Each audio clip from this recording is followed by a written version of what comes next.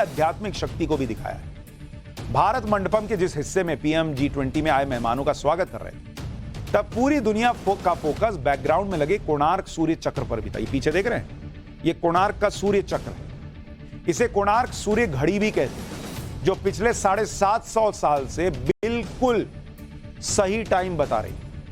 पत्थर से बने ये घड़ी भारत के सनातन सांस्कृतिक और शिल्पकारी का अद्भुत नमूना है।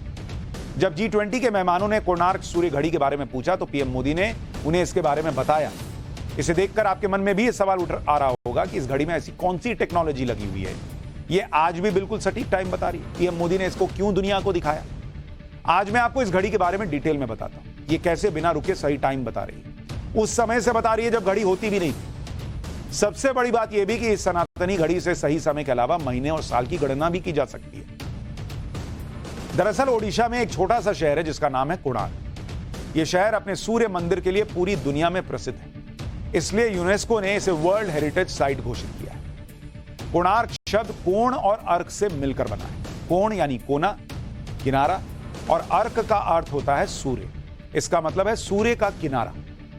इस सूर्य मंदिर का निर्माण इस तरह से किया गया था कि सूर्य की पहली किरण मंदिर के अंदर लगी मूर्ति तक पहुंचती थी। कलिंग वास्तुशैली में बना कोणार्क सूर्य मंदिर रथ के आकार में बनाया गया। सनातन धर्म में ऐसी मान्यता है कि भगवान सूर्य के रथ को 7 घोड़े खींचते हैं और उसमें 12 पहिए लगे हुए। उसी को ध्यान में रखते हुए इस मंदिर को रथ के आकार का बनाया गया। इसमें 12 जोड़ी पहिए हैं जो साल के 12 महीनों का प्रतीक है, और इस रथ को 7 घोड़े खींच रहे हैं। ये 7 घोड़े 7 दिनों को दर्शाते हैं। इन 12 पहियों में से 4 पहिए इस तरह बने हैं कि आपको समय बता सकते हैं। पत्थर से बनाई गई इस सूर्य घड़ी में पहिए में कुल 8 तीलियां हैं। हर एक तीली एक पहर यानी 3 घंटे को दिखाती है। इस तरह से 8 तीलियां मिलकर 24 घंटे को दिखाती है। इन तीलियों पर जब सूर्य की किरणें पड़ती हैं तो उसकी छाया को देखकर समय बताया जाता है, इसलिए इन पहियों को सूर्य घड़ी कहा जाता है। इन 12 पहियों को बनाने में करीब 12 साल का समय लगा था। लेकिन आप टेक्नोलॉजी सोचिए, उस जमाने में यह किया गया। इस मंदिर का निर्माण करीब 850 साल पहले 1255 ईस्वी में गंगा राजवंश के राजा नरसिम्हदेव प्रथम ने करवाया। कोणार्क के सूर्य मंदिर के 12 चक्र भारतीय ज्योतिष शास्त्र की 12 राशियों को भी दिखाते हैं, इसलिए इस चक्र को धर्म चक्र भी कहा जाता है। अब इस मंदिर से जुड़ी कुछ और रहस्यमयी बातों के बारे में भी सुनिए। ऐसा कहा जाता है कि इस मंदिर के ऊपरी और निचले हिस्से में बड़े बड़े चुंबक लगाए गए। इसकी वजह से मंदिर बीच में एक मैग्नेटिक फील्ड तैयार हो जाता है। इससे भगवान सूर्य की एक मूर्ति हवा में लटकती दिखाई देती है। दरअसल इस मूर्ति के पत्थर में आयरन एलिमेंट की बात सामने आई थी। मंदिर के शिखर में 51 टन यानी 51,000 किलो के वजन वाला बड़ा चुंबक और लगाया गया था। इस चुंबक की वजह से मंदिर के पास समंदर में गुजरते पानी के जहाजों को बहुत दिक्कत आती थी, क्योंकि बहुत तेज मैग्नेटिक फील्ड से जहाजों का कंपास काम करना बंद कर देता था। बाद में पुर्तगाली यात्री इस मंदिर को तोड़वाकर इससे ये चुंबक और मूर्ति को अपने साथ ले गए। 1508 में अफगान सुल्तान सुलेमान कर्रानी ने उड़ीसा पर आक्रमण के दौरान इस सूर्य मंदिर को भी बहुत नुकसान पहुंचाया। ओडिशा की सांस्कृतिक धरोहर के बारे में बताने के लिए भारत सरकार ने कोणार्क पहियों को पुराने 10 रुपए और 20 रुपए के नोट पर भी छापा। लेकिन G20 समिट में पीएम मोदी ने इसे दिखाकर पूरी दुनिया को भारत की सनातन परंपरा से जोड़ दिया और उससे परिचय करा दिया। क्योंकि हर आदमी पूछ रहा था कि ये पीछे क्या लगा हुआ है, तो वो पीछे क्या लगा है तो बता रहे थे, तो सबका मुंह खुला रह जाता था। हाँ, ऐसा भारत की सनातन संस्कृति में ऐसे बहुत से मंदिर हैं जिनके बारे में आपको बताया ही नहीं गया। इन मंदिरों को सनातनी शक्ति और शिल्पकारी को देखकर कोई भी हैरान रह जाता है। जैसे छत्तीसगढ़ के दंतेवाड़ा में 800 साल पुराना ऐसा शिवलिंग दिखता है जिसे 360 डिग्री पर चारों दिशाओं में घुमाया जा सकता है। देखिए, ये शिवलिंग घूम जाता है भाई।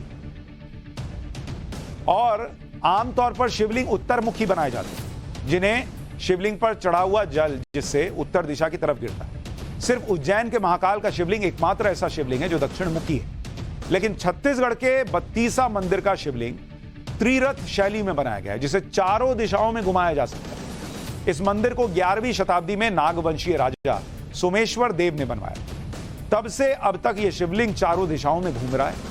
हैरानी तो इस बात की है कि यह शिवलिंग जिस पत्थर पर टिका हुआ है वो पिछले 800 साल से घिसा नहीं, इसमें कोई रुकावट नहीं आई। जबकि आप कितने ही बड़े किसी सामान्य पत्थर को घुमाएंगे तो बहुत ताकत और टाइम लगता है, लेकिन इसे आसानी से घुमाया जा सकता है। इस मंदिर को छत्तीसगढ़ सरकार ने ऐतिहासिक स्थल मानते हुए साल 2003 में इसका पुनर्निर्माण करवाया था, ताकि देश भर के लोग इस सनातन शक्ति को देख सकें। इसी तरह आंध्र प्रदेश में लेपाक्षी मंदिर है, जिसमें मंदिर एक पिलर हवा में लटका हुआ दिखाई देता है। इस मंदिर में कुल 70 खंभे हैं, जिसमें से एक खंभा बीच हवा में लटका हुआ है। हैरानी की बात यह है कि पिछले सैकड़ों सालों से यह पिलर गिरा नहीं है और हवा में ऐसे ही लटका हुआ है।